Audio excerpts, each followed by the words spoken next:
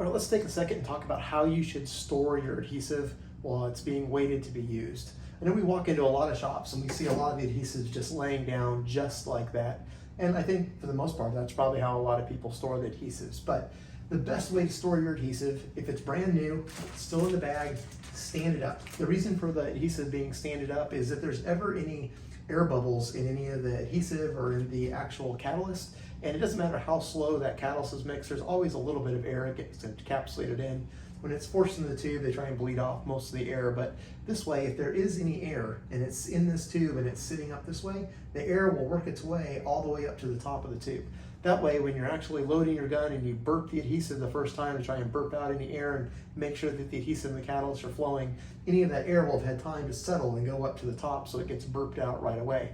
If you're laying your adhesive down like this, that air is just sitting somewhere right along here in the top of the tube, and that is gonna,